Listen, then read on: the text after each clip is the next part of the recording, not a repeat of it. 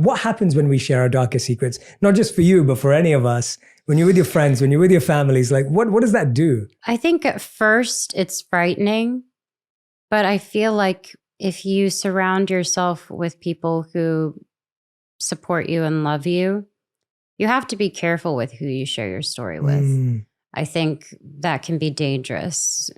Sharing something that maybe was really hurtful, or sharing a story about your internal struggles to someone who may not be giving you the right advice, or guiding you another way that will only lead you to more pain, is scary. So first and foremost, I would say making sure you surround yourself with great people. And then I would say learn everything there is to learn once it's out. Once you say, okay, I'm dealing with depression, then find out every single thing you can about what that means. And when you have a relationship with depression, as opposed to, allowing it to keep sinking and inside of you, it's a little bit more freeing, I think, to understand yourself better. I want to know what triggers me. I want to know why I get depressed, and start asking yourself questions to open up yourself instead of, it's easier said than done, though, I should say. But instead of, keeping it in, I find that the biggest reward is letting it go.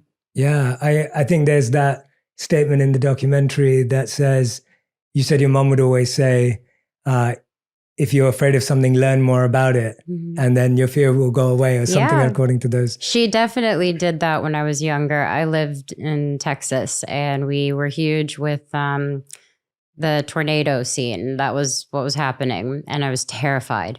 So I would bring like a cross, and I'd bring like a big pillow, and I'd lay in my bathtub, because that's what I Googled is supposedly going to help.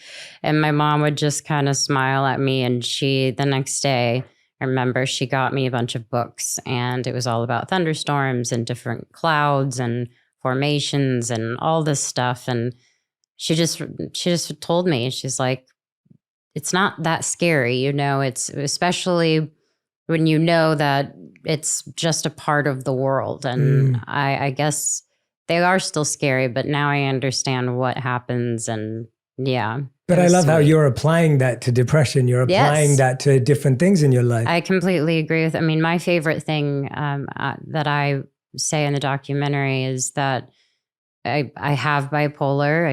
I learn how to live with it, and I just have made it my friend, because that's truly what it can be to me now. Yeah. And tell us about that process of when you first discover something like that. Like you said, it's easier said than done. The voices are so loud.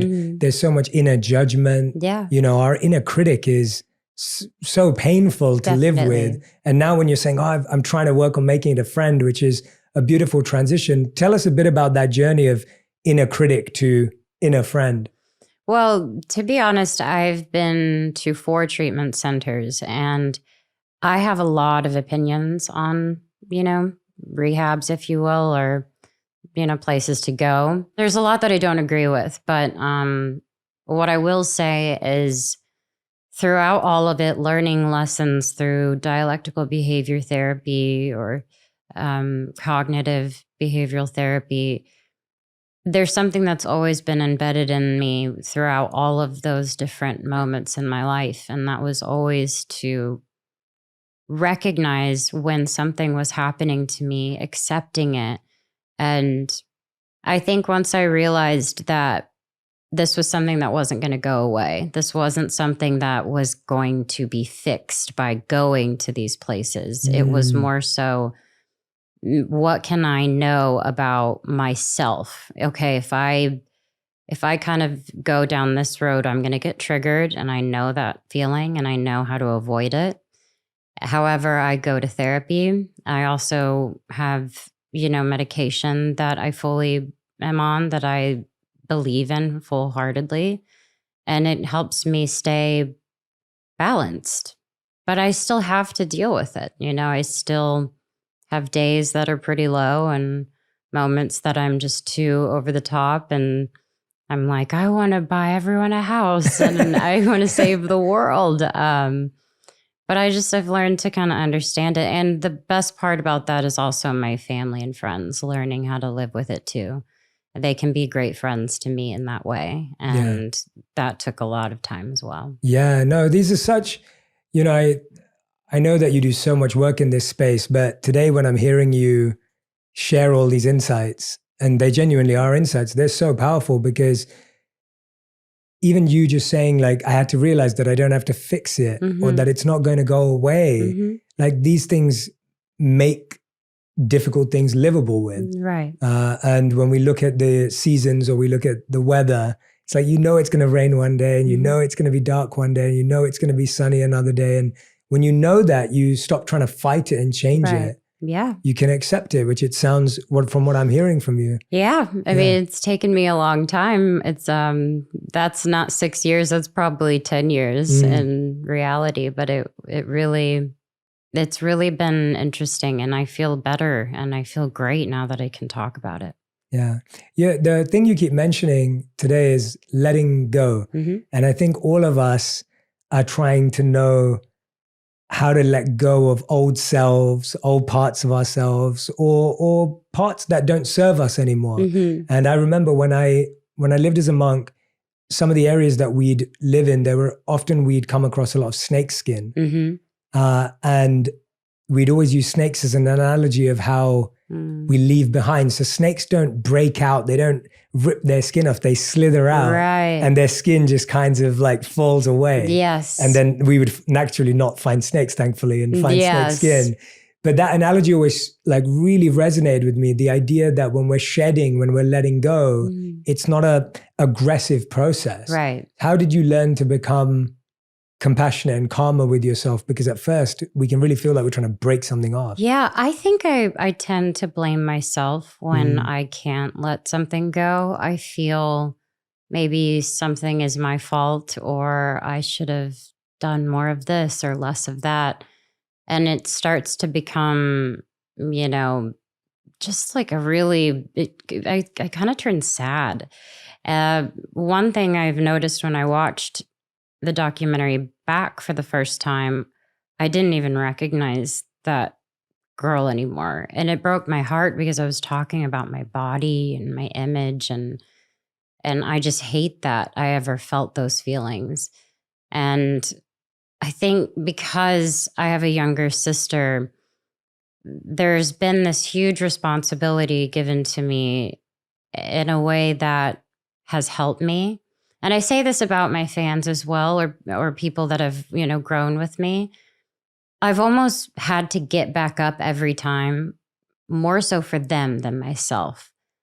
And that's something I've learned to really understand. It's healthy to want to be strong for other people, but I needed to recognize I needed to be strong for myself. And that took a while, and it took things like making myself uncomfortable and changing my thought process, changing the things I watch on TV, changing the music I'm listening to, little things that I can adjust that will perhaps change my mood or make me feel better instead of worse, It is some of these small things, isn't it? Yeah. Oh my gosh, I love scary movies, but I can't watch them all the time. I'm like happy, and I'm like, guys, let's watch a scary movie. Everyone's like, why? Why on earth do you want to do that right now? And you're kind of like, yeah, you're right. Do they manage to persuade you? Yeah. Most of the time. Yeah. But it was Halloween, so I got my way for a few weeks. You did? Yeah. What did you end up watching? Oh, we watched Halloween. We watched Freddy Krueger, Nightmare on Elm Street. Which one ruins your mood the worst? Like, which one makes it Oh my goodness. Probably like Hereditary, something really dark. Yeah. But it was fun. It was Halloween. We were just celebrating. Yeah. No, I always call it cliffhanger chemicals. Oh yeah. Like, I feel like when we watch things that put us into states of anxiety or stress, we release all these cliffhanger chemicals. Totally. And now you're like, well, why can't I sleep? Yeah, like, exactly. Why am I having bad dreams? Yeah, Radhi's like that. So my wife's like that. She can't, she always gets really excited to watch things like that too. I'm like, Radhi, we can't do this, because you will not let me sleep for the rest of the night. That's so funny. Yeah. But I think it's really beautiful to hear you say there's these little changes, because I think that's what people feel hardest to change.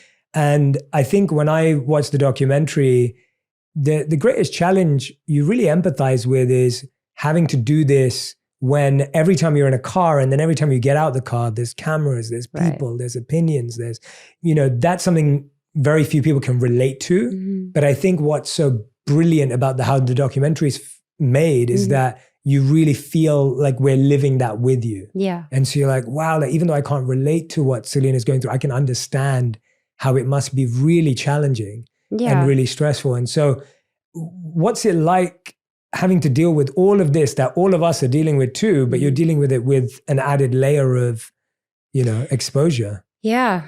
To be honest, I don't know any different. Yeah. That's what's really scary. Sometimes I think that's really sad. And other times I just think, well, this is what I've been given and this is the path that I want to continue to walk in. And I know any moment I can, quit and walk away. And, that's just not really how I was raised to be. So maybe if it had happened to me later in life, I would have had a different outcome. But because I was raised in it, I really had to learn the hard way on how to deal with it, on how to not give, if you will, that clickbait that people want. And I mean, I think I do my best to try and eliminate these negative stories or this or other people illustrating my journey. I interrupt them with my truth, and that's what I will always continue to do. And that's what this documentary does as well. It's going to be me taking control of my story, and no one can change that or say any different. I'm so glad you addressed that, because I've always found that with you, that you always lead with love, even in those areas. And I always am so in admiration of that and in awe of that. Thank because you. I see that whenever there's any narrative, your choice will always be to lead with love and inject love into that. Absolutely. And to recalibrate. When did you find the strength to start taking control of that narrative? Because I think that's an amazing skill that today people need it more than ever. But when did you start developing the confidence around that, needing to do that? I would probably say I started beginning to gain that confidence when I went through a breakup. And that's something that was super public. But all of those things that I'd felt so bad about myself and just so terrible, every day I wanted to debunk those feelings. I wanted to take control over that narrative because I did feel that way. But the greatest gift I got from all of that was me actually being honest with people, sharing my story and gaining the confidence to know I am enough. And I actually work really hard at being a good person. And I know I'm a great person. And when people paint these unnecessary stories, it actually gives me pleasure to just combat it with love, like you said, or kindness. I think it's actually fun for me because it is who I am. I can't waste my time, if I'm to be honest with everyone in this room. I don't want to waste my time being upset or taking in all of the negative things that I hear online. And I don't even hear it. It's just when it gets really bad, other people tell me, and then I see inhumane things happening and people talking negatively about other women, and it just drives me absolutely crazy. And I think I'll just always be that kind of person. And I would say I'm grateful for my past because it's made me a lot stronger. Yeah. Well, I want you to know that, we see you for that. Thank you. Like it is, whenever you do that, I am completely mind blown, because it requires so much self-assurance. It requires so much commitment to your truth, and then also for everyone else. So thank you so much for leading the way, even in that, like another thing. Like, no, it's so hard to do. It's so easy to be defensive. And you've found, because it's your truth, you found a way of sharing your truth without making it defensive. Of course. That's, I mean, thank you. I don't know if I intentionally do it, but it works really well. So I'm sticking to it. Yeah, stick to it. Don't change it. Yeah. Teach it. Yeah, exactly. Teach it. The new masterclass. I genuinely mean that. one of the things that comes through in the documentary is we're just getting full access. Like that's what it feels, right? Like full access at all times. And we get to see all of your relationships, and you get to see the relationships that are long-term. You get newer relationships. You get all these different people who are interacting with you, and they're interacting with you in every element. Like we get to see you straight after an interview, straight before an interview. And I could tell there was a time when you feel a bit of angst because you get asked poor questions, right. or like, and I could see that in you. And that really hit me, because the reason we set up this conversation, this podcast in the first place, was I was hoping that it would be a place where people like yourself could share your true purpose. Right. And seeing you share on screen just how hard it can be to deal with, just, does it minimize the work you're trying to do? What happens? Tell me what happens when you're asked. I actually just feel like insulted sometimes. I'm like, I sit in what I work. I mean, I work so hard. I love what I do. I love my job. I love talking about my job. There's different facets of my job that I love talking about for different reasons. And when I sit down and I have to do press from, starting at 8 a.m. till, whenever the night ends, it's frustrating. You want to spend that time talking about meaningful moments. And I wanted that to be in the documentary, because I felt like I know that a lot of artists, maybe not everyone, but I know a lot of artists and people in my position feel that way. And I hope that it will only, maybe shift that a bit, and maybe stop asking people what word you associate with marshmallow, and maybe ask them how they're doing. Maybe just having a bit of an inspiration to do more and be better.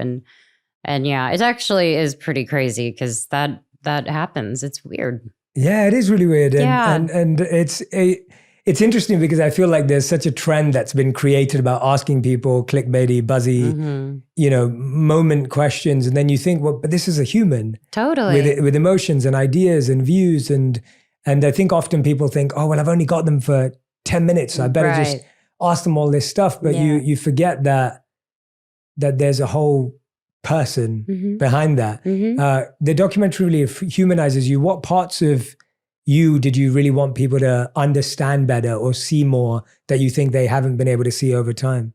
Just, I guess, where I was meant to be. In the beginning, it really made me kind of sad. I wanted it to be a documentary that was really fun and about me doing this big tour. And instead, I felt so bad, because we were filming these really intense moments, and then I had to stop filming. And I think I really ultimately wanted people to realize that I'm not really that put together.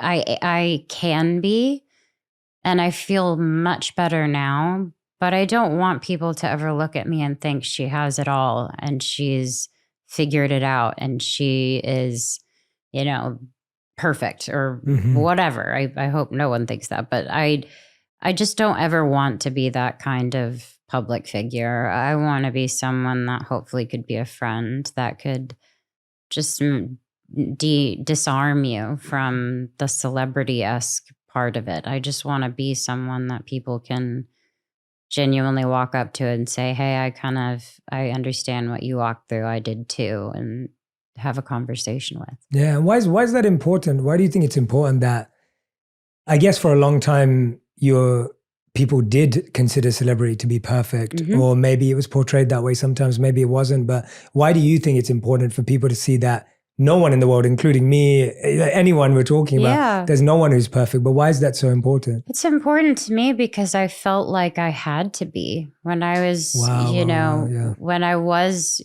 going through relationships, I felt like I had to be a certain way. That's why in 2016, I was talking about my body and talking about my appearance and talking about how, everyone's going to see me as this Disney kid. No one's going to take me seriously.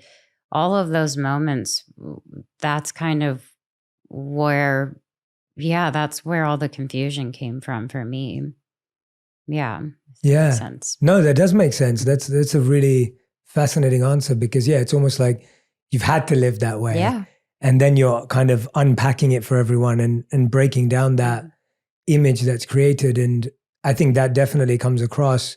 One of the things that stood out to me in that unpacking of the perfection element that you're talking about, we're so scared of imperfection because it reveals there's parts of us that are not ideal by some external comparison or by some internal trigger or some past experience where we have that feeling. How do you now deal with your imperfections? Like, how do you feel about parts of you that are not perfect? I'm okay with that. I actually think a lot of who I am are just a few things that are not perfect. Even down to my laugh. Sometimes I used to be insecure about my laugh, or, the fact that I'll always talk during a movie, or, I always do something minuscule. And I think little things like that make me happy because I feel like everybody else in the world. Recent, for example, very small example, but this Halloween, I was a banana, and I genuinely just like got the cheapest outfit, put it on, and roamed around Times Square with my friends and had the best time. And everyone kept sending me these memes because everybody else kind of went all out, and maybe I could have painted my face and done a little more, but everyone looked really sexy and fun. And literally I was a banana.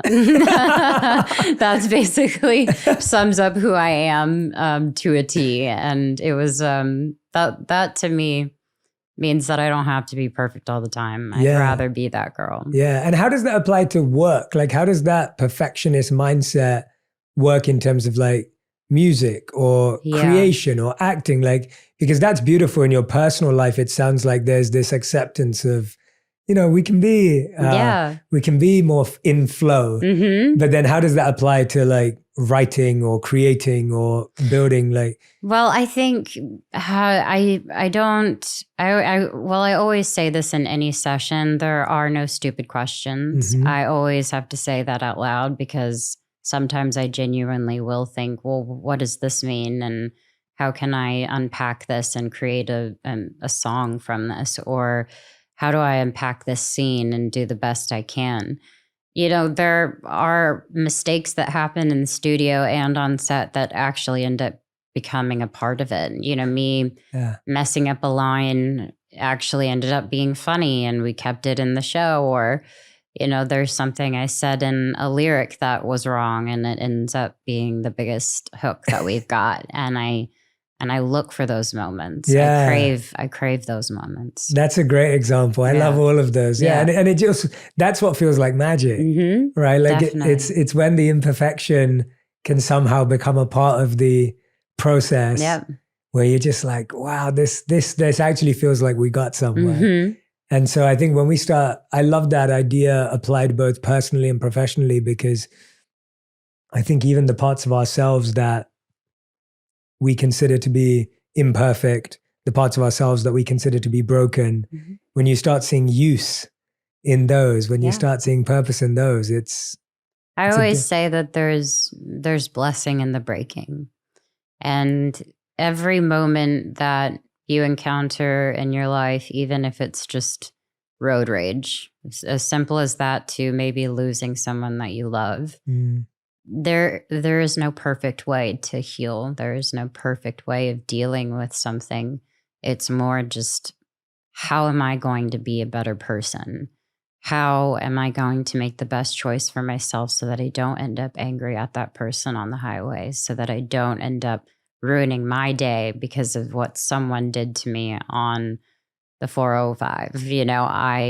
I want to also say that, how can I turn something like losing someone I so dearly love into, well, how can I celebrate that person and the great things that they provided me or that they gave me?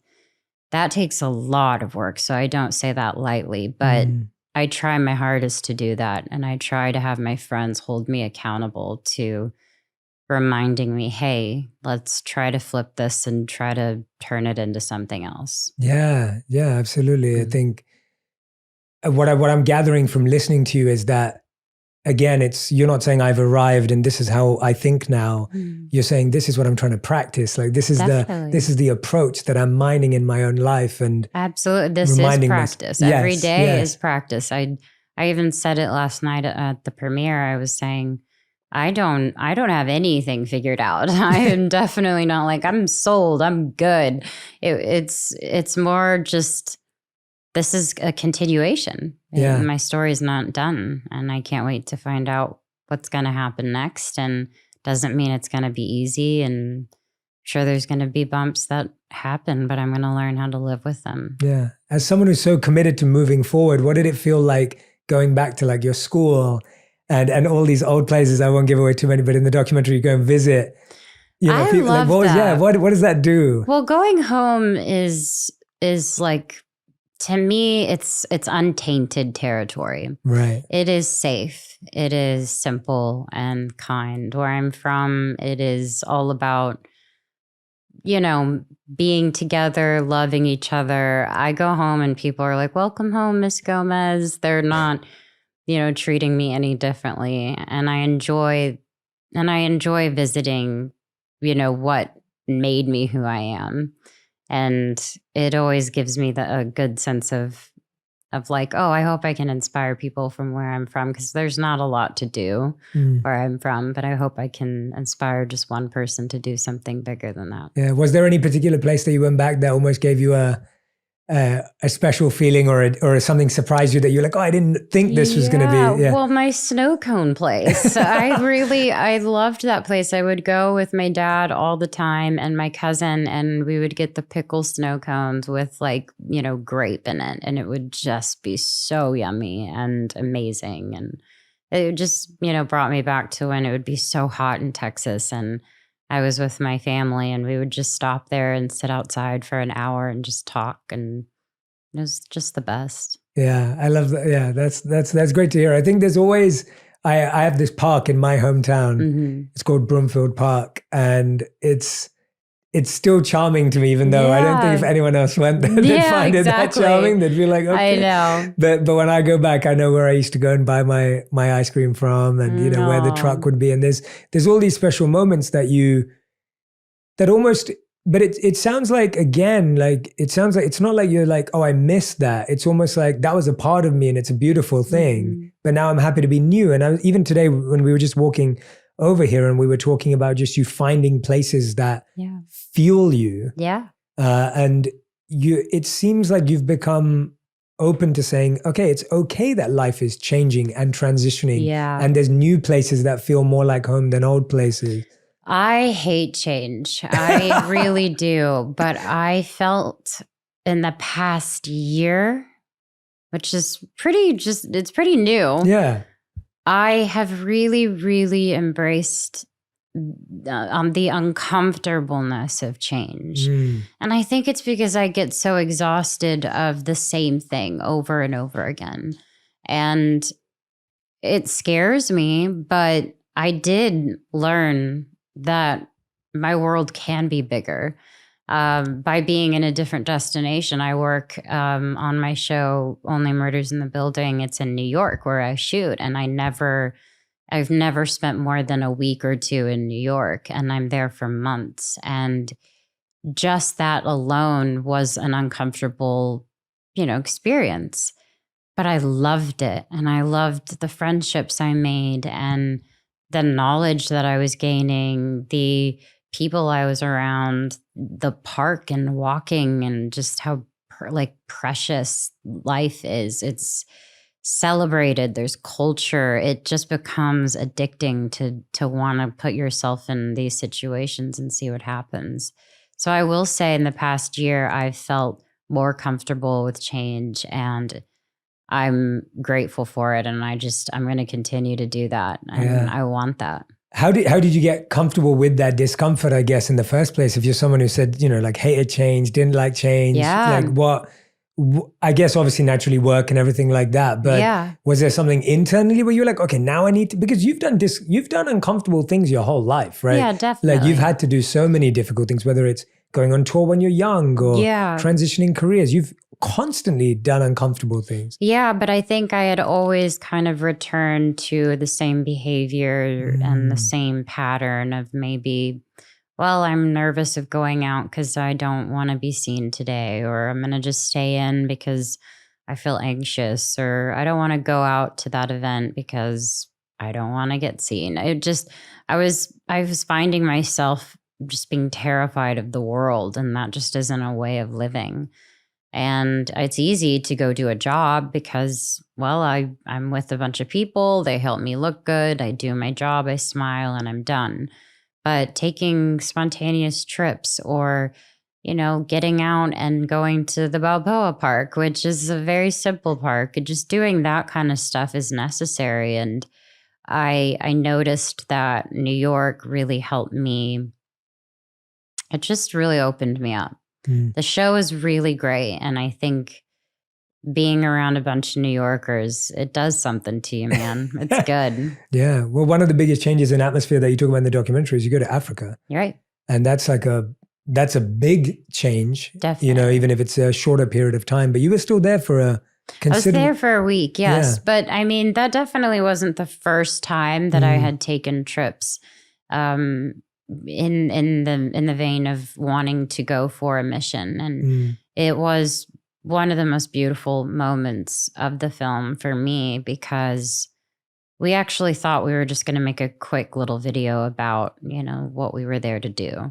And then we fell in love with the people, we fell in love with the story, and we started noticing that everywhere in the world, mental health is very, very real. It's very much something that's affecting everyone. And then you kind of realize that the world it's a small place sometimes, because you're all kind of walking through pain and you're all looking at things in a different way, but ultimately you all want to be happy. And I felt like they inspired me more than I could have done anything for them.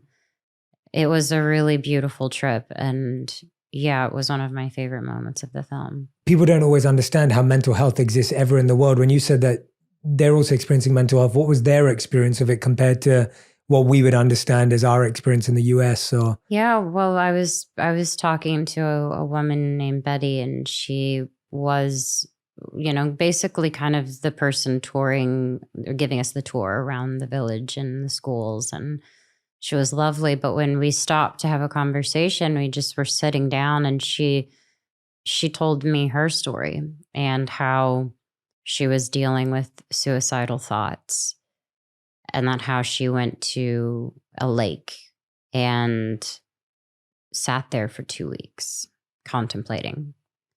Not a day or an hour of moment. It was 2 weeks. And that was something that I felt floored by, because that's different. Obviously, we can have those thoughts, but she dismissed herself from everyone, and she had to find it with herself, when so many people don't need to walk through that alone, but she did. And she did it well, and she's proud of it. And now she is in an incredible school, and she's going to grow up to be the best influence for her village, for her sisters, for everyone that she's around. That's so, so special. And I'm just having those conversations with someone from across the world. It's mind-blowing. You don't really know what people are walking through until you do stop and have a conversation. 2 weeks. Can't imagine that feeling, what you must be walking through for 2 weeks to just be sitting there. And did she feel the same, from your deeper conversation with her, did she feel the same feeling that a lot of people do here, where it's like, I don't know who to talk to, and I don't know who to open up to, and I don't know who to trust?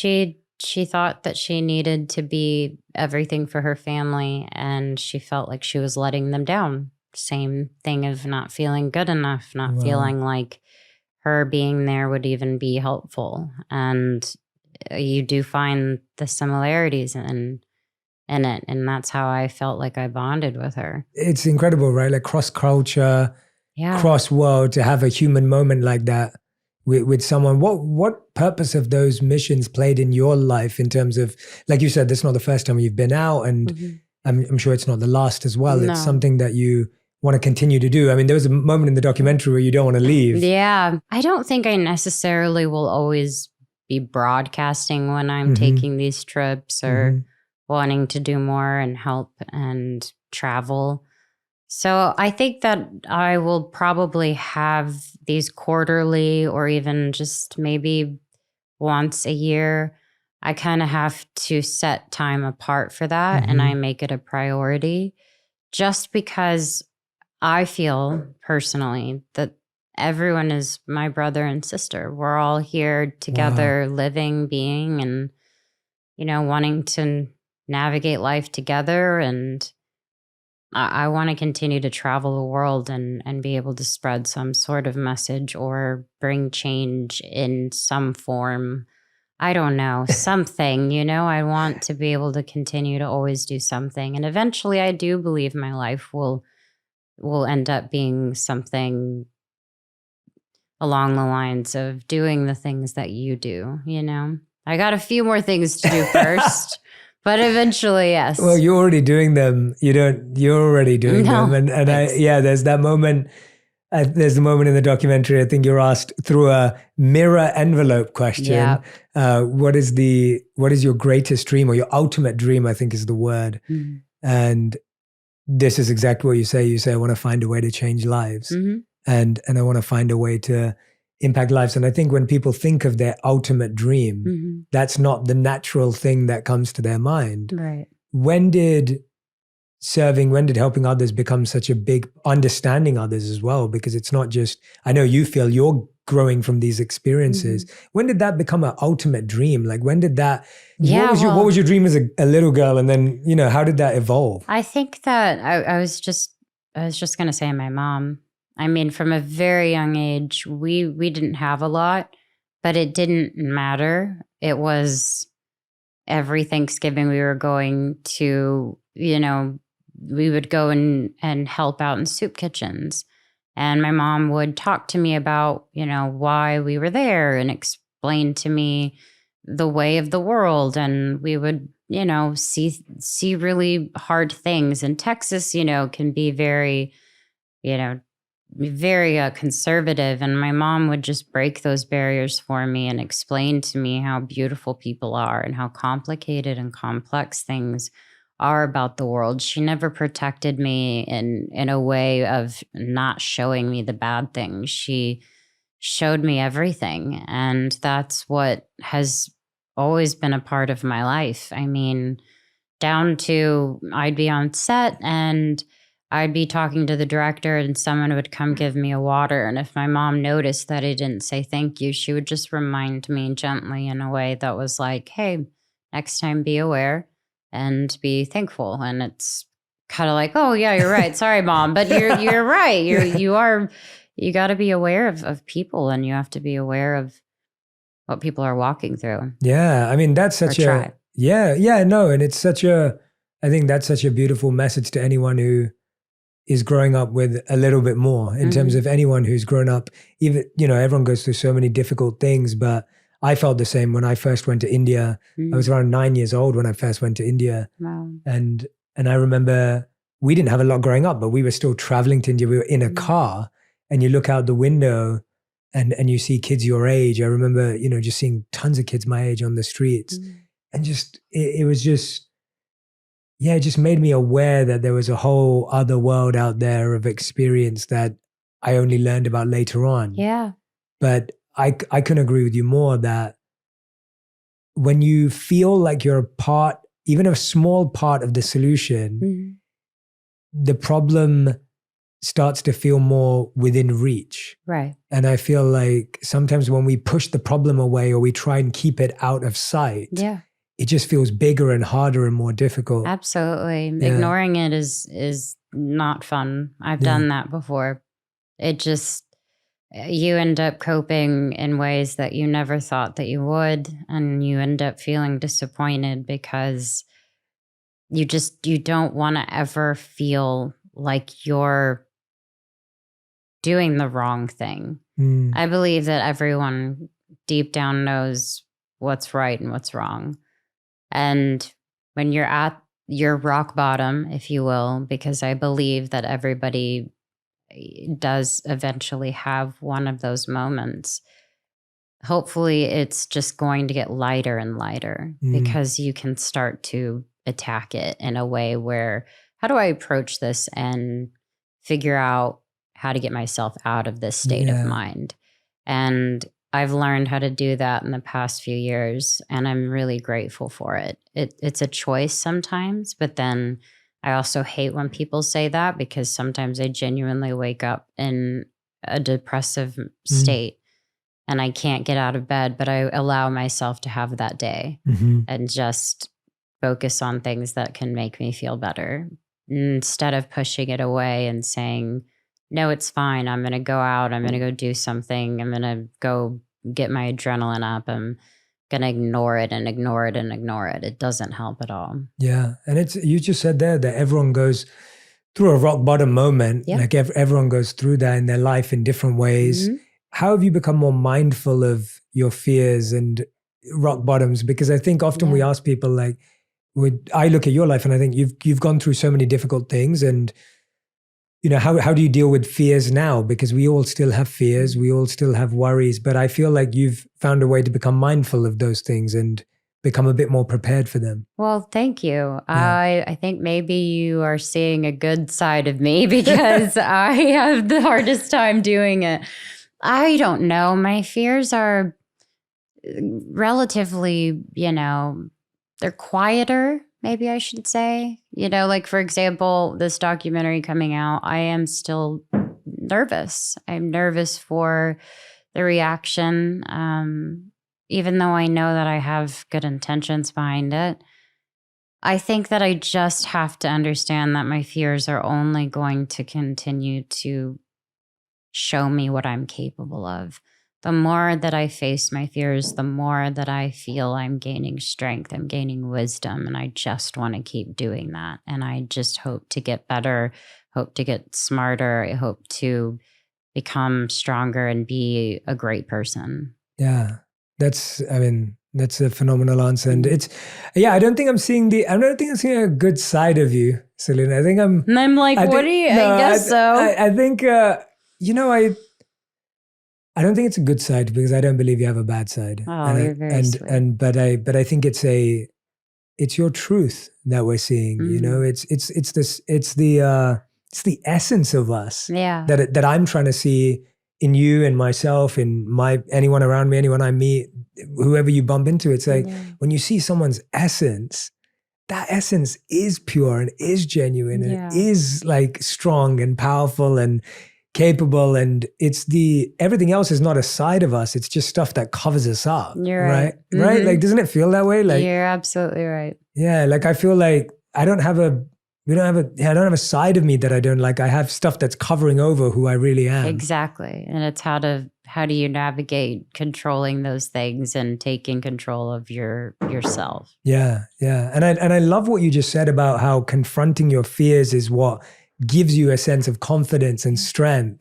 Because when you get through something tough, it does. It feels incredible. I mean, walking through all of those moments that I'm, sharing with everybody else, it is really great. I mean, it's so sad to watch, but I would not be who I am. Of course, it's such a cliche if it wasn't for that. But facing your fears and tackling them, it's the only way to get through them, I feel. Yeah, you said intention is so important there. And I think that anyone who's in the public eye, sometimes all you have is your intention, because you can't control anything else. Yeah. What role has intention played in your life? And then with this work, more clearly, what is your intention for everyone who's going to watch it? Like, what is your hope and wish for the different people that will see it? But first of all, what role has intention played in your life, especially as things have continue to grow? You know, I think maybe in the past 5 years, I felt like projects I was a part of, even endorsements, something like that.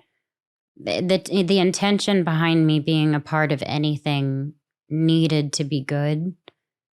If I got a lot of money, I'm just being super transparent, from doing this line for a t-shirt, and I'm just making this up. There's a huge part of me that actually feels uncomfortable with the whole idea. And that's just me. I have to think, okay, thank you, but I need to figure out how this is also not going to be just about me. Mm-hmm. It's going to be about everyone that's involved in this. How can I turn it into, hey, we're going to do some percentages to this, and this is how we're going to do the deal. I then feel more comfortable stepping into a situation and accepting it. But I've never based my decisions on what will get me to the top quicker, what will make me number one, what will I break records. All of those things to me are just bonuses. They're just great. If it happens that way, but that's never been my intention. And some people in my position would think that's kind of stupid. You know, it's the whole point of doing it is to break these records, is to do all that stuff. But for me, and I think the reason why I am who I am is because just enough is what I am. I think that I just want to be enough. And that doesn't have to be me killing myself trying to be number one at something. Or striving to be number one for something. It's exhausting. Yeah. How do you define being just enough now? Like, what is that evolved? And I'm sure it will change, and I'm sure it will grow. But right now, what is that? I feel open. I feel ready for relationships and change. I will be shooting season 3, so I'll be in New York for quite a bit, and I can't wait to see what will happen and all the people I'll meet and all the people I get to spend time with again, like Steve and Marty, and it'll be fun. Yeah, I love that. Well, Selena, this has been such a beautiful conversation, and the good thing is we don't have to end it here, but we get to invite we get a very special guest who's joining us today, a very special gift for my audience here and our community and everyone who's listening and watching. We get to have your mom on the show, which is amazing. It's really fun. So I am so excited about this, because to be able to talk to you both about the incredible work you're doing together, her incredible lessons that she shared with you over time that you spoke about so beautifully today. And I got to talk to her before we started recording as well, and just hearing about how innovative and creative she is. Yeah. I mean, it's amazing. So if you're okay with it, I'd love to I would love it. Bring out your mom. Please. Mandy, over in a second. So we will go and grab her. Yeah, let's amazing. do it. No, it was just so beautiful in the documentary, and even just now hearing what Selena had to say about the amazing impact you've had on her, hearing about you going to the soup kitchens when Selena was younger. In the documentary, as I said before, hearing about how you always encouraged her to learn about things that scared her. Yeah. And that would help her. I mean, these are really, I hope you feel extremely proud of this incredible human being. Of course. And just, you know, from an outsider's point of view, just how incredible it is to see someone sharing their truth with so much bravery, so much courage, and impacting the lives and saving the lives of millions of people across the world. And I'm sure you feel a big part of that. So, I mean, honestly, I always hope to be a role model, is in the sense that I was honest about everything with her and who I was and as a person, because I feel like sometimes if parents project a perfection, then their kids feel like they have to like live up to that or achieve more, you know, and I just wanted her to always know I'm a person. I'm going to mess up. And I was 16, so I was even more of a lost person. So I'm kind of surprised she came out as great as she did, to be honest. But yes, I'm very proud of her. And, you know, I played a little role in it. And then she's like navigated herself into a wonderful adult. And there's been ups and downs, but it's just been an honor to be her mother. Well, what does that feel like? I mean, that's a whole another experience, having a child at 16. I mean, that's a very, challenging, stressful thing for yourself to go through. You're obviously not mentally in a space to be raising a child because you are a child and you're trying to figure out who you are. And even in some of my really hard times, I feel Selena came into this world at the perfect time because I was really lost myself and I wasn't going down the right path. And then when I found out I was pregnant, I was like, oh, I have someone who's I'm responsible for, and they're going to look up to me for guidance.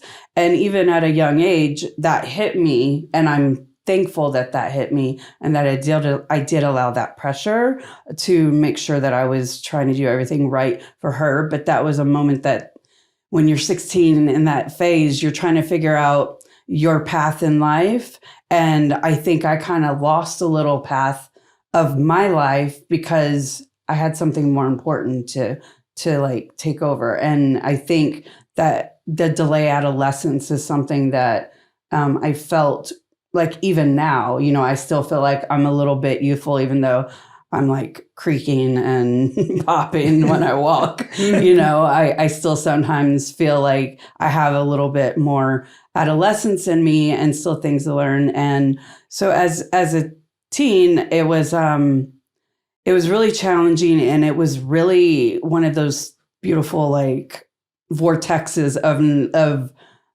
being young and being able to keep up with a child and having that energy. So I was able to go to school. I went to a conservatory after. So I would take her to school, and when she started kindergarten, and then I would go to school, and then I would go to work, and then I'd come home and do her homework and put her to bed, then do my homework and do it all over. And I think about that now, and I'm like, no way. Like, no way. I'm like, I have a hard time getting up for my little one now. So it was like I was way too young then I'm like way too old now. No, stop. No, but you know what I mean? It was just like, where was the sweet spot? I just kind of skimmed by it and, accepted the challenge. No, that's incredible. Moms are amazing. I don't know how moms do it. Moms across the world, my mom included, just unbelievable resilience, unbelievable found tolerance. That sounds like such an incredible journey. And,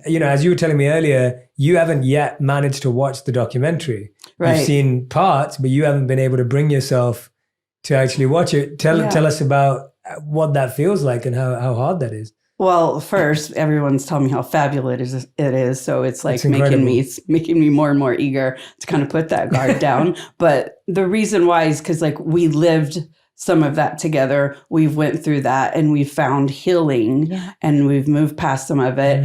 And even if it's something that she went through and I didn't know she went through it, it's as a mother, it's going to affect me of like, oh, it's going to hurt my stomach. It's going to put me in that mindset. And I'm going to wish I could go and protect her. And she, she was amazing and came through so much that I already feel like I protect you a lot. Yeah. And I was like, maybe I could just get through the holidays to not where I'm going up to her all the time going, I'm sorry, I didn't know. Because mothers do, like, you want to take away your kid's pain. You don't want them to have to experience that, even though that is part of developing who they're going to be and, who we all are, is our pain and our suffering and our growth. So it's like either I'm going to have to be in that mood where it's that time where I'm just like, I'm not getting out of bed today. And I already know I'm going to be a little funky. And then watch it and then just be alone and kind of cry and then call her and tell her I'm sorry that I wasn't there in that moment. But, you just can't helicopter parent. Yeah. So it just feels like her first breakup she ever had, I cried. Yeah. I was like, oh, 13. They're both hurting. They're both hurting. These poor kids. I wish I could take their pain away. Our date was like a chaperone us to like the movies. Like they didn't make it. I love that. So a mom's heart though. That's a mom's heart. Like unless you're a mom, you don't, it's hard to, it's hard to fully understand. Like just everything you just said there of like, wow, like we've already lived through that. We've healed through that. To revisit that again, that's painful. To feel a sense of guilt that I wasn't there for someone in a certain way. I didn't know what they were going through. That carries a certain guilt. I mean, Selena, hearing that from your mom, like, what does it feel like when she's like, she hasn't been able to watch it because of all of this? How does that feel for you? Well, it's not far off. I've only seen it twice. Wow. And I've premiered it a few times for people, and I've stepped away from watching it. Yeah. I think I relate to my mom because some of those moments were really hard. And it's not so much, if you don't mind me like saying this, it's not you not being there. It was me not letting you be there. Mm-hmm. That was the hardest part. Mm-hmm. And it was also not letting most of my people, like my family, in, because I was in so much pain and I was walking through all these things. And in a way, I am glad that I walked through some of it alone because it made me who I am. But at the same time, it breaks my heart to know that I had to walk through that when I didn't need to do it alone. So it's very much, I relate to her. I understand why she feels that way for sure. And I get it. So, yeah. It's wonderful hearing both your perspectives on it, because I think it, again, just you being here, Mandy, and I'm so grateful that you genuinely are here, because it just grounds this back into, we're not watching a TV show, right? Like, I think Alec did such a great job with it, because I even though I'm not Selena's mother, it's like, I can feel what you're saying through the way the story's told. But I think often when we watch things like this, we're like, oh yeah, that's a TV show. It's not someone's life. And then when I'm sitting all of a sudden with you, I'm like, oh no, but this is real life. Like this is someone's actual life and emotions. And that, that having your voice in this conversation is so useful for that. Well, I mean, I look at like kind of when we're going to the premiere last night, I had a moment before where I was crying. I'm like, I'm going to need to cry and just get it over with, even though I was just there to support her and I didn't watch the film.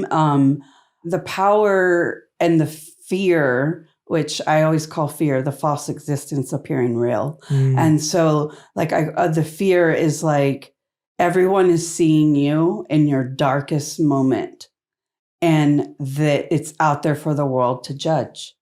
And they will judge it however they will, because even, again, not seeing the documentary, I hear it's very real and raw and honest and open.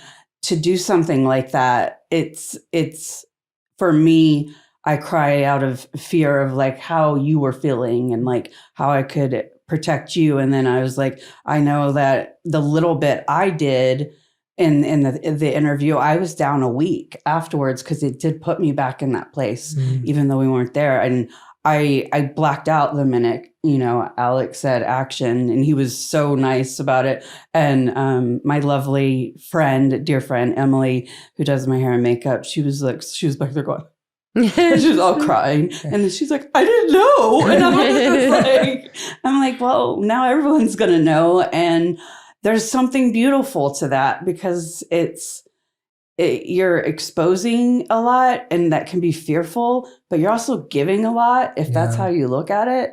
And so I think it can make those dark moments really beautiful. Yeah. Well, I think that's something you as a family seem to have definitely embodied, the idea of using your pain to serve others, figuring out a way to make sure that these stories are not just told in silos, but they help other people feel connected. And, with what you're doing with Wondermind, like, tell us a bit about the mission behind why you founded that and why you brought that to life, because I feel it comes from the same place of like, we're going through these things personally, but we also know this is a collective global challenge. And so we want to be a part of supporting those communities.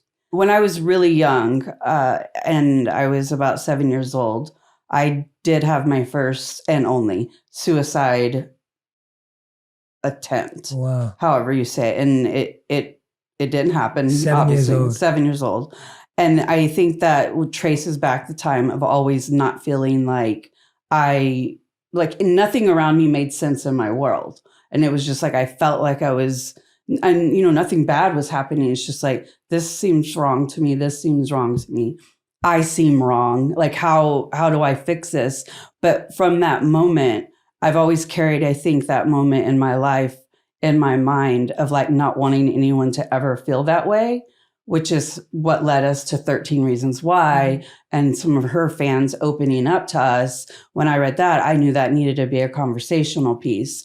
And from the response of what it did and opening those conversations, it inspired me to do more, but it was like about the timing of what we wanted to do and how we're going to use it. And so collaborating and figuring out what's missing out there as a support system was the ecosystem that we're planning and working tirelessly to create, where all of it is cohesive and you have one place to go to see that, we actually targeted really a filter of feelings. So everybody has feelings that might not be a diagnosed medical condition, but also how can we put out content every day that, keeps it light, but keeps it real and keeps it open for conversation and build a community where everyone will feel safe and not ashamed of like a feeling that they're having and not ashamed. I heard you guys talking about perfection. It's like, I don't like to pretend there is perfection. I think perfection kind of puts a little bit of pressure whenever you can just be. Like just be. And like, so I'm not a big social media fan, but definitely go to Wondermind where we share positive messages. But I think what, inspired me was creating this for everyone and content for people to have access to that can't afford to get treatment or don't need treatment, but they need someone to say, hey, check this out. So it's really for everybody. Yeah. Thank you so much for sharing your personal experience though, because I can imagine that, the fact that you've held that close to you for this long and now that's coming out in this beautiful way, but when you're holding on to it, it doesn't feel that beautiful always. I mean, Selena, how old were you when you first learned about your mom? Well, I don't think, and this is probably fair enough to say, like she never really hid a lot of stuff. Wow. When I was younger, I never was aware that we didn't have enough. She did such a great job of, I feel weird talking about you in your right ear, but you did, Mama. You did of being. Like, who's this woman you speak of? Of like explaining situations to me that we would be in. And I feel around 18, I kind of started to realize more of her story. And obviously, it broke my heart. And there are things that I never knew were going on. And she did such a great job of just letting me have a really great childhood. And then once I realized we could be open and honest with each other, that's kind of how Wondermind started as well. We really ended up working together on an interview, and we shared such interests with, the person that was interviewing with us. And we thought, hey, this is something we could probably do together. And it happened that way. And it's been really fun. I do want to, I know this is like a love fest, but like, I do want to, there's a moment that, like you touched me during that time that I don't even know if you remember. I remember I was doing that, going to school, going to work, trying to get her out of the neighborhood I grew up in and try to give her a better life. And this was pre her doing anything besides directing films with kids on the street. Yep. But she wasn't doing anything professionally. I was sitting in front of a mirror and I was trying to get ready and I just started crying. And I was crying and she come up behind me and she was so young and she like started playing with my hair and then she's like, what's wrong? And I said, I just don't know why I'm doing what I'm doing. And she goes, you'll figure it out. Just keep going. And it was like, I was like, she's already smarter than me.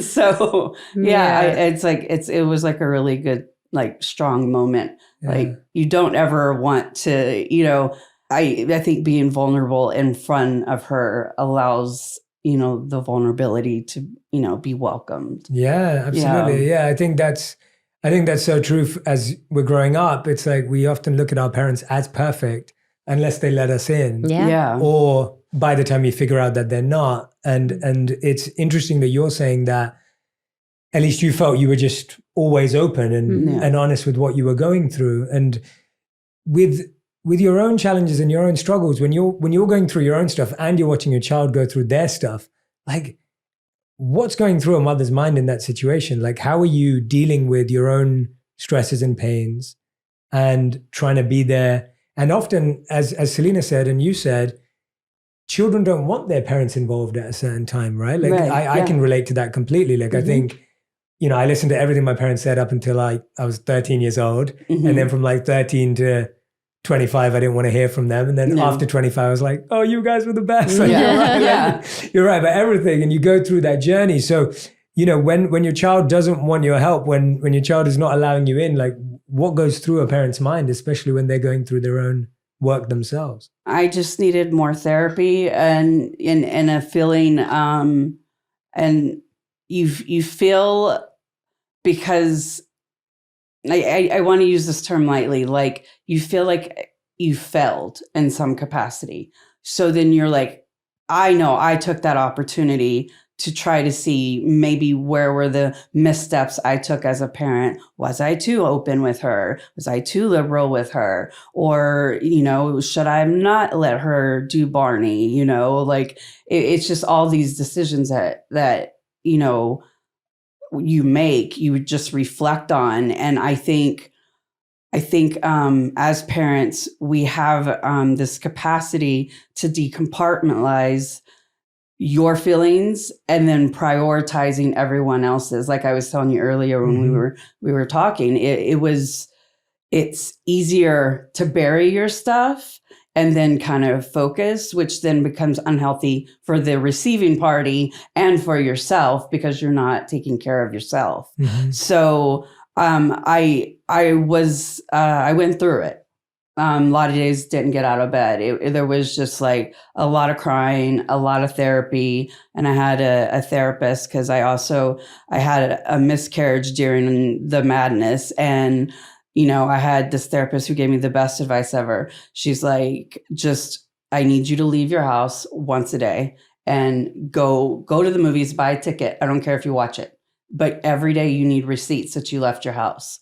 And so I would like walk through the mall, just like crying, being lost and, not knowing what to do. And I would buy stuff and I'd have to go and take it to her in each session. And I didn't even ask her the purpose. I was like, she's just trying to get me to get out of the house. And then I realized after about 6 weeks of doing that, I started feeling more comfortable with being even more vulnerable, because I'm crying and I know the world's going to be okay and nobody's judging me. People are asking me, hey, are you okay? That kind of thing. And, I was just like, no. And then, you just keep walking. But like that judgment that everybody's afraid of, it showed me that, because I was mad that I failed as a mother, and this is in my eyes, not like I failed as Selena's mother, and then my body hurt my other baby. So I was like angry at myself completely. Wow. And I needed to see that, the world's alive and there is forgiveness and I can still find happiness for myself, because I was just like, being a mom was something, and the only thing I really knew to do since the age of 15. So when that's gone, you're just like, I'm supposed to have hobbies that don't entail my child. I'm supposed to do things, So it was a lot of growing, and it's hard when you're in it, but when you get out of it, it's fantastic. Yeah. It really is. It's just, you feel lighter and you feel like more hopeful, and that then when you have that next opportunity or that next, downtrodden moment, you're going to get out of it. It's like, all right, I just got to get through this. Just got to figure it out, got to vibe through it. And then it will pass. Yeah. So I think, you were talking about rock bottom a little bit earlier. Yeah, definitely hitting rock bottom. It does. It feels like you're breaking through. What's really refreshing hearing both of you together is just, I feel like this is going to heal a lot of parent-children relationships, like listening to you both today, because I'm just thinking so often we think our thoughts to ourselves, Yeah. and we never share them with the people that those thoughts are about. Yeah. So, I'm sure there's so many children out there who their thoughts are like, oh, I wish my parents did this better, and my parents could have done this. And those are valid thoughts.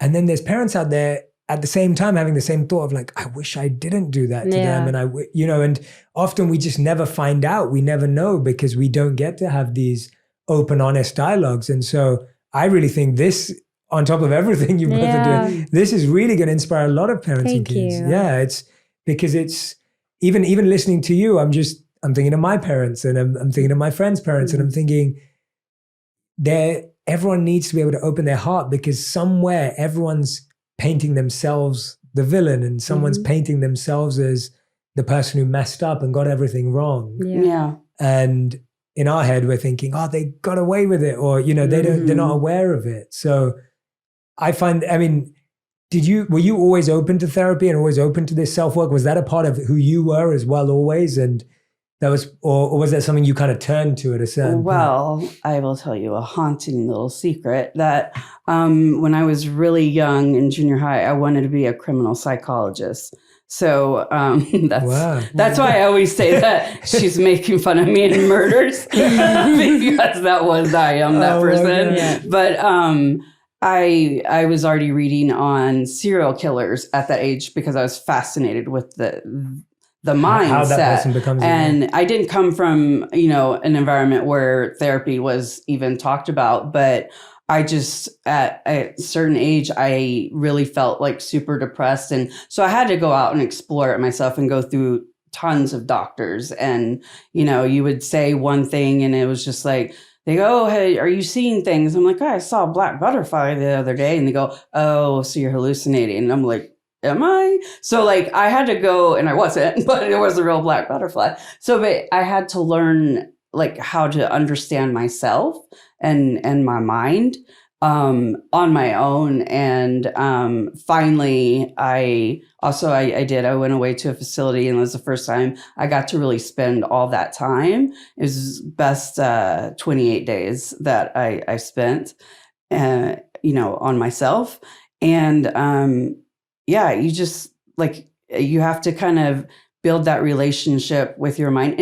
And I think people are so afraid of being honest with themselves because then they have to face it. But what helped me is I realized in this relationship, I was parenting her the way I needed to be parented, not what she was needing. And that is how I feel like I made my contribution to healing this relationship. Is okay, pull back.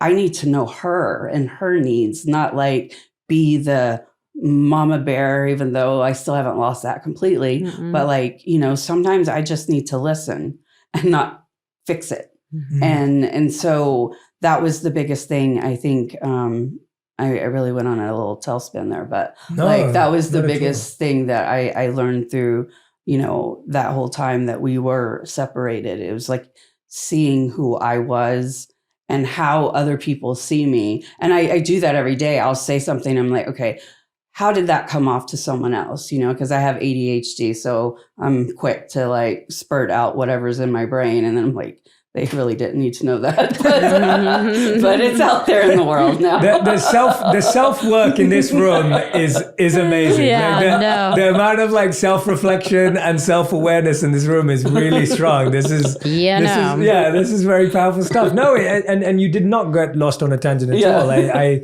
think everything you just shared with us, even you just coming to that conclusion of knowing that you're parenting someone that you deeply love in a way that you wanted to be parented, I think that is at the core of so much of how we all live. Yeah. Right? We're all loving people the way we wish we were loved, and we're all hurting people the way we wish we weren't hurt. And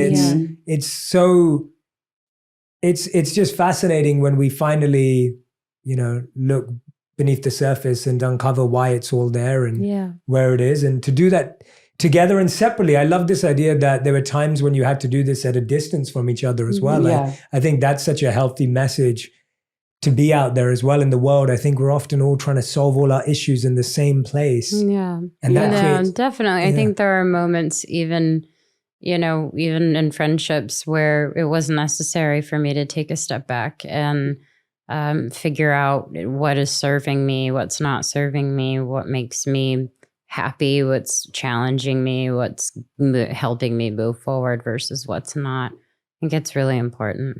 I think when we're looking from the outside in, we limit people to certain experiences we remember them for, certain people we expect them to be with, people that they're meant to be around, the way families are meant to be. Like there's all these meant to be's. Yeah. And then it's like, well, no, in reality, there's space, there's distance, there's reflection, there's the need for all of these things. Yeah. With the work that you were talking about earlier with me as well, in terms of how you're now taking these messages on screen, you know, which you're sharing, which I know is such a big part of the work. And I feel so excited about that. Like that fills me with the greatest amount of joy, knowing that we're going to see better representation of mental health on screen. I think that's huge. Where did you start to realize that from 13 Reasons Why, as we spoke about earlier, like where did you start to realize that was so important for people to see that representation on screen? Well, I think it comes back to not wanting people to feel like I did at 7 years old.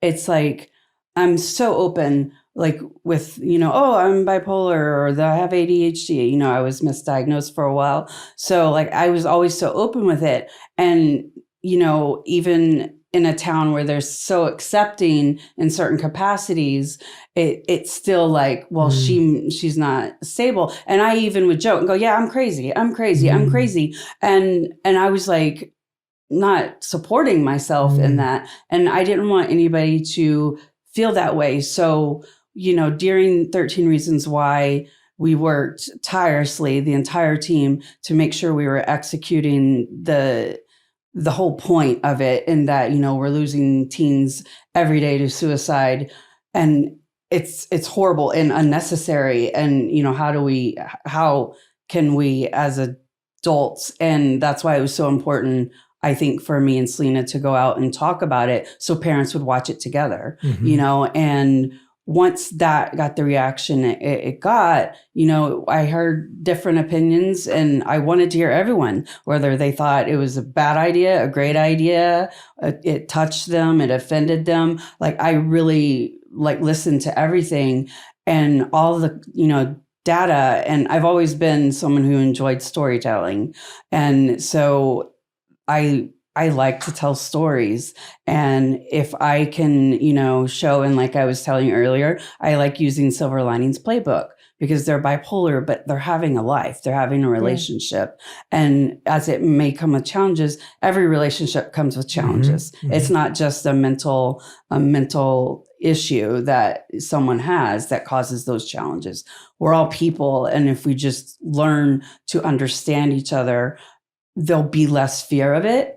And then people will get more treatment, and there'll just be more happiness. And I know sometimes I feel like I'm being like, the world's going to be happy, you know, kind of like that. But, you know, and again, like my adolescence, that's still there. But I that's what inspires me, is to, I scared off people by talking about myself in a negative way. And by, you know, not sharing enough. So it's like, or sharing too much. So then it's like navigating that. And like, you know, like I mentioned, like One Who Flew Over the Cuckoo's Nest and Girl Interrupted, favorite films, love them. But that's not the reality Selena or I live in every day. You know, I have been in a facility, but it was not like what's being portrayed. It was a beautiful experience and made me a better person for it.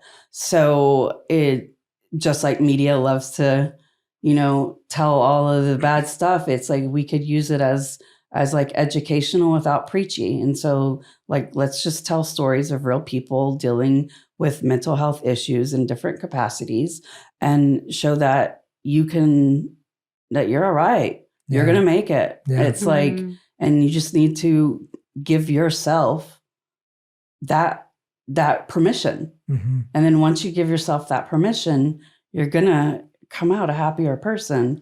I embrace my ADHD. Like I really do. Oh, we have a lot of fun together.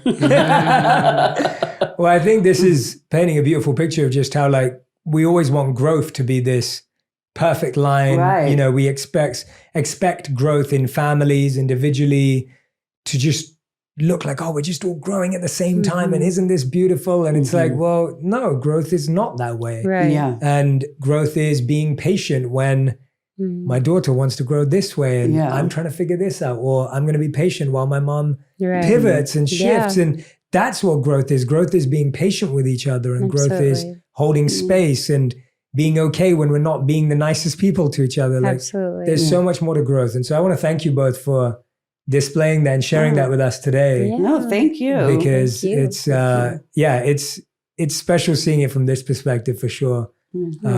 Rather than either or. We end every On Purpose episode with a final 5, which I'm going to ask to both of you. Okay. So you'll do one question at a time each. Okay. And these are 1 word to 1 sentence maximum. Great. They are not questions like what's your favorite color, I promise. Okay, that's fine. They're all thoughtful questions, as you would expect. Okay, so question number 1 is, what is the best advice you've ever received or heard when it comes to mental health? I'm sure it's like in a Brene Brown book. I'm feeling like greatly. that's right on my wrist. Yeah. I think the best advice that had been given is probably what I have thoroughly said throughout my documentary and speaking with you is learning how to make it a part of your life. Like, that's why I say make it your friend, because I think you have to understand why, and sometimes you may not always know why. But if you can understand that it's a feeling, like my mom said, where maybe this will pass, and maybe you just got to go through it, and you have to have the day in bed crying. You have to do those things in order to figure out what it is that's going to set you free from it. Maybe that would be Great it. advice. Make it a practice. Yeah. I think mine was take your time. That was what I was told when I went to That's treatment. freeing. Yeah. Take your time. It's really good. Yeah. What's some of the worst advice you've ever heard or received when it comes to mental health? That it's all in my head and I can just control it.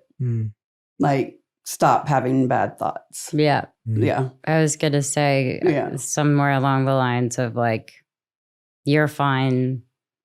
I mean, I had someone say to me literally like, you're so dramatic, you make up everything, you know, and that was so hurtful. The worst. I felt the worst.